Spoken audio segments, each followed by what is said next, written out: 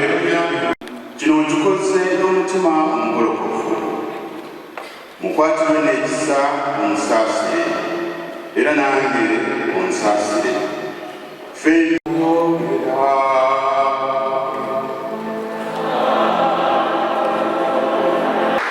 Sebo Mulangira David Kintu abagole baffe abalungi bazadde baffe ku saidi zonna bakristu bannaffe mikwano gyaffe basebo ne bannyabo omukama mulungi ekiseera kyonna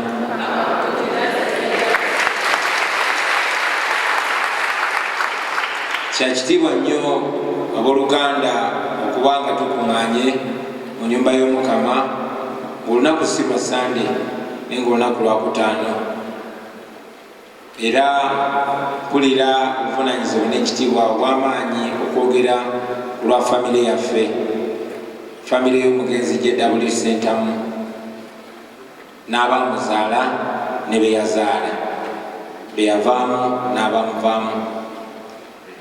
Tuli basanyufu nnyo, tuli basiimu nnyo eri omukama Katonda okututuusa ku lino ekkula. Ffe tuli Baganda era tuli Bakatuliki, si lwa kubanga nti amadiini amalala oba amawanga amalala tetugatwala nga kikulu, naye kino nkyogedde kuba tukyenyumirizaamu ate tuli mu kijaguza olunaku olwaleero. Jjajjaffe Yosefu Walakira yagattibwa mwene ekereziya mu myaka gy'ataano. Kitaffe Jackson Wellington Sentamu naye yagattibwa mwene ekereziya mu myaka ndowooza jjajja baamugatta mu gyana, taata baamugatta mu gyankaaga. Nange kennyini nagattibwa mwene ekereziya. Kyakitiibwa nnyo nti ne muganda wange mukwano gwange Nyanzi naye agattiddwa wano, era tulina essuubi nti n'abaana baffe n'abazzukulu nabo bajja kugattibwa wano.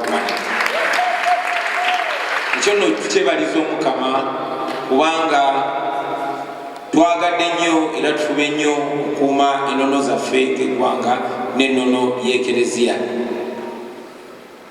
Ku lwa famire, ku lwa bajjajja, taata n'abaana baffe, twagala okusiima mukulu waffe Nyanzi, weebale kutuweesa kitiibwa, weebale kwagala ekereziya. Omukama akuwadde byonna omuntu byayinza okwagala mu nsi. Akuwadde obugagga, akuwadde ezzadde.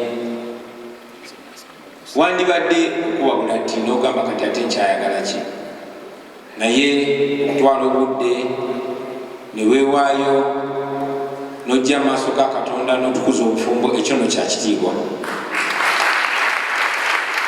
Ate ffe Abakatuliki tebibeera simple nnyo ng'ebyabalala, kuba ffe tulina gye wandiise Bufumbo College, kubanga omala na kusoma n'oyigirizibwa mu Tuesday class fena mwe tuyita. So okuba omwetowaze n'oyitamu eyo process eyo yonna, otuweesiza nnyo ekitiibwa, oweesiza nnyo ekereziya ekitiibwa. Naye n'okusingira ddala otuwadde kye tuyita moral authority okukiraga abaana baffe, kuba abaana tebakola kyobagambe wabula bakola kye balabye. Tulina essuubi titujja kuba ne confidence okubiriza abaana baffe okutambulira mu nnono y'ekereziya ne mu kitiibwa ky'ensi, okuwasangana mu kitiibwa ne mu butongole. Ssebo weebale nnyo, weebalire ddala.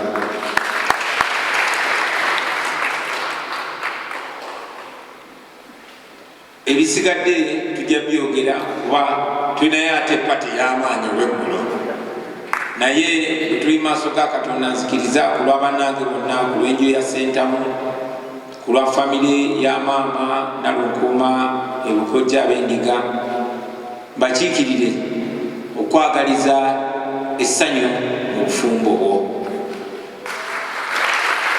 okwagaliza emikisa, okwagaliza okuganja mu maaso ga Katonda ne mu maaso g'ensi. Osisinkane okwagala, osisinkane omukwano, osisinkane ekisa. Tukusabira okufuna okuganja mu maaso g'abantu naddala mu maaso g'abalonzi.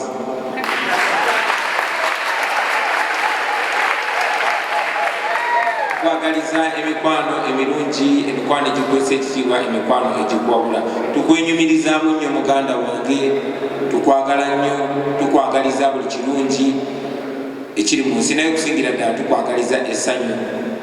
Majo tukwaniriza nate, otwagadde nnyo, otukuumye nnyo, naye ate katandika butandisi.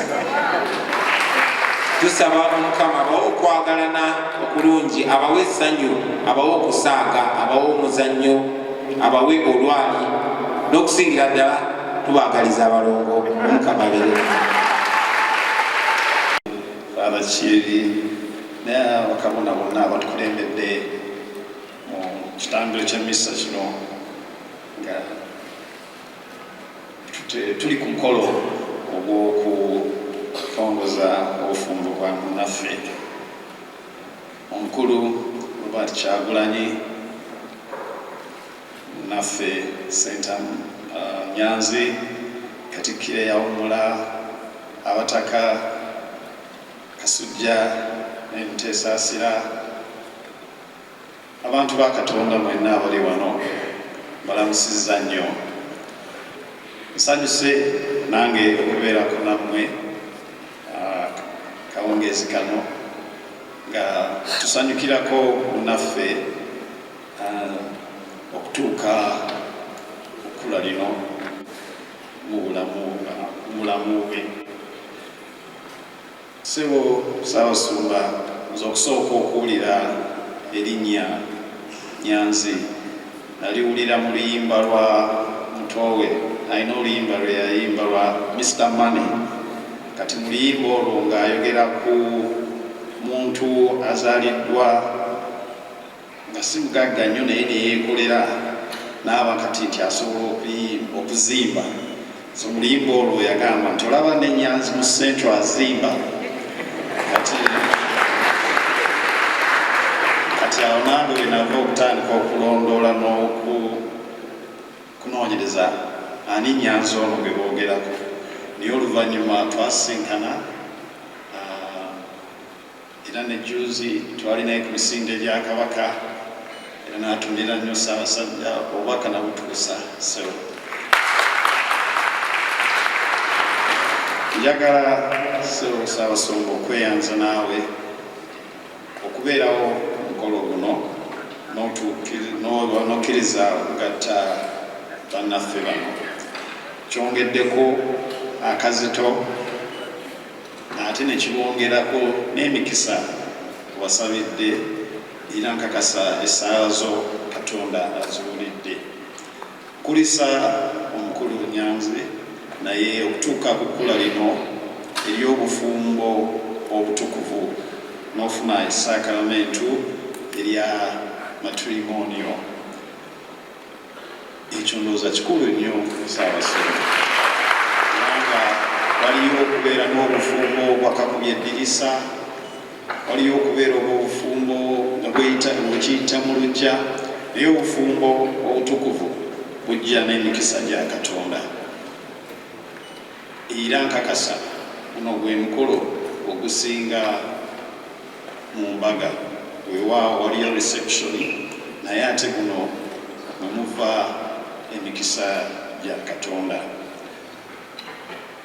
Nange njagala kwegatta ku mutowo ssebo kwagaliza obufumbo obulungi, kwagaliza ezzadde eddene, Katonda abawe abaana ate nabo be munaayigiriza okutambulira mu kisinde kya Ekereziya n'obuwangwa bwaffe, mubayigirize ennono zaffe, ate nabo babeere bantu ab'ensa abajja okubaako ettofaali ebagatta ku nsi yaffe eno. Kkiriza obagaana famire ya Sentamu erina kyegasse en'ettofaali lyegasse ku nsi yaffe eno.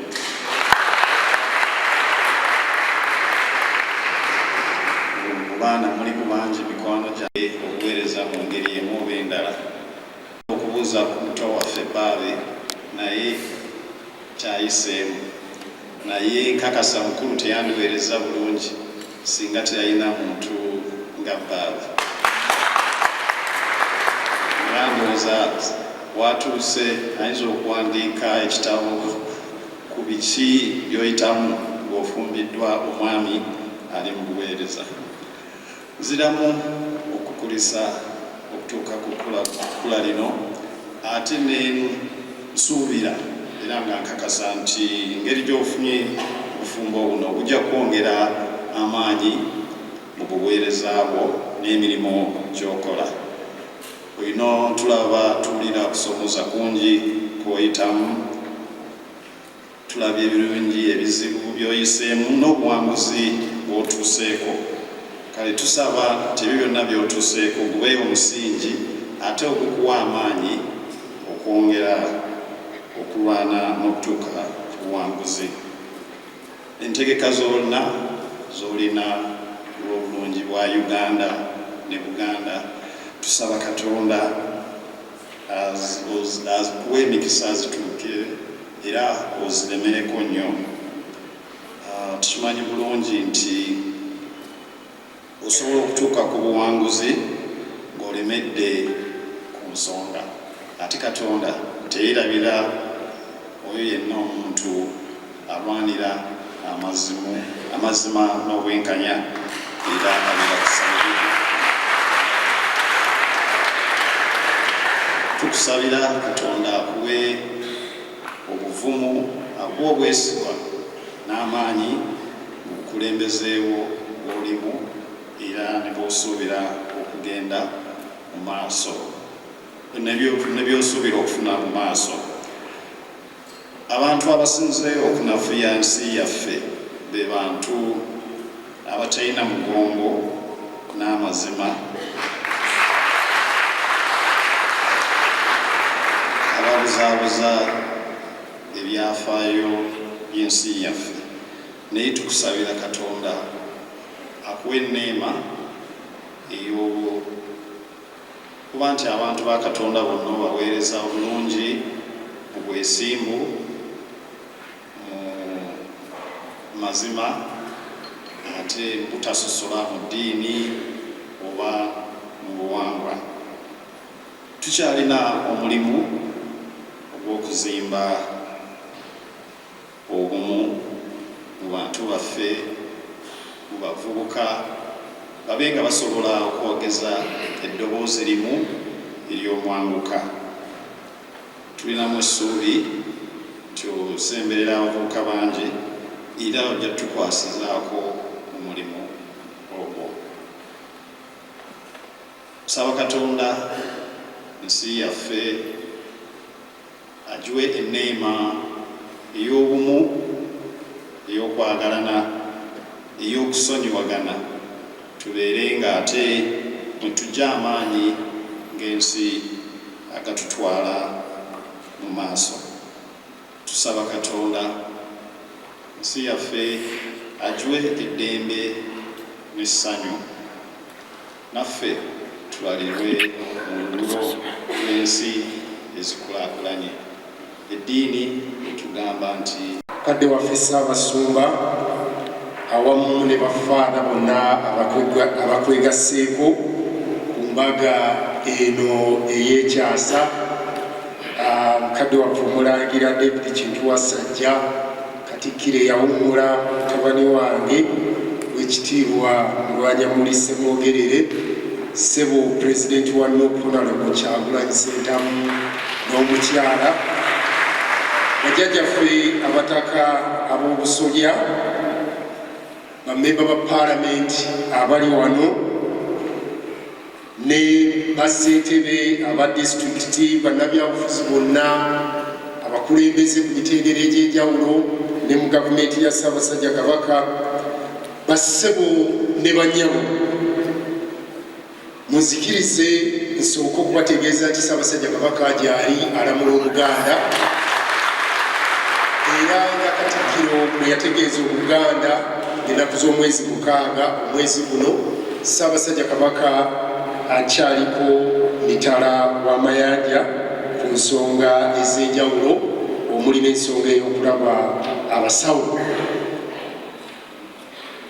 Omuganda agamba nti ow'entanda entono y'asooka okusumulula ssebo kyamaanyi okuyozaayoza n'omukyala olw'okutuuka ku kkula lino.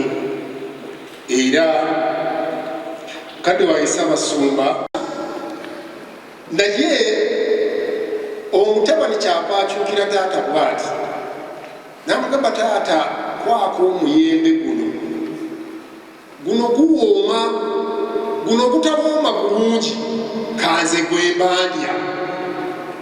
Oba muntegeera? Guno oguwooma taata gwe okola ki?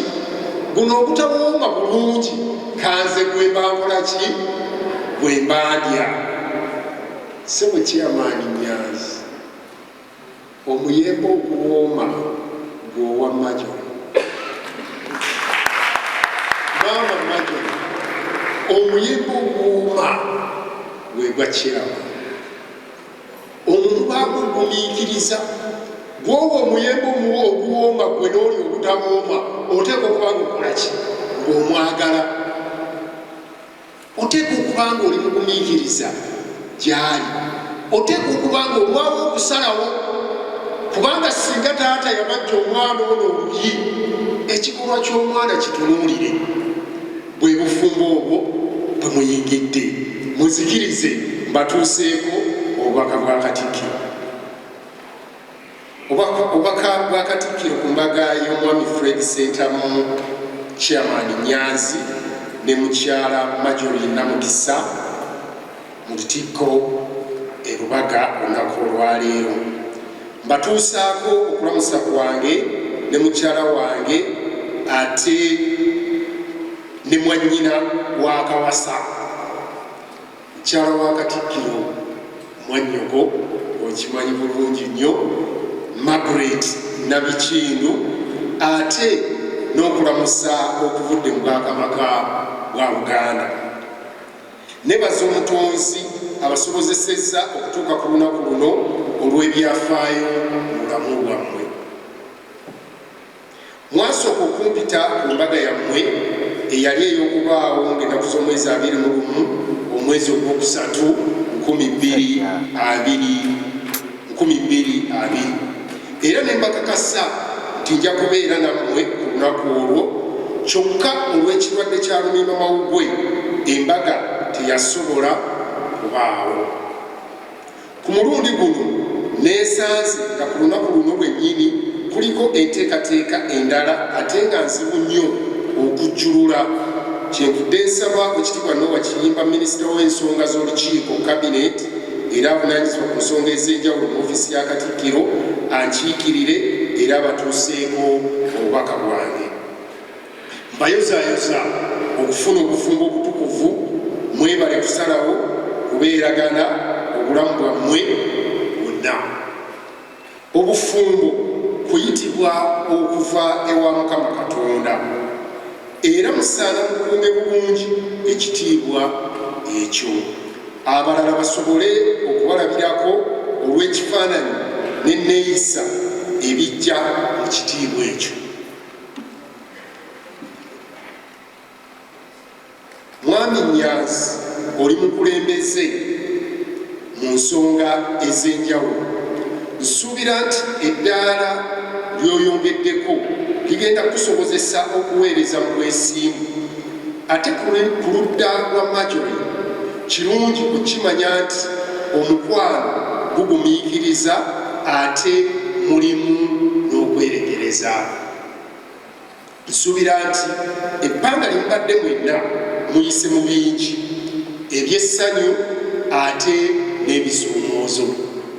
Kaakati nga mutandika olugendo lwammwe olujja, tusaba Mukama Katonda abawanirire era abasobozese okwaŋŋanga ebizibu nga muli wamu.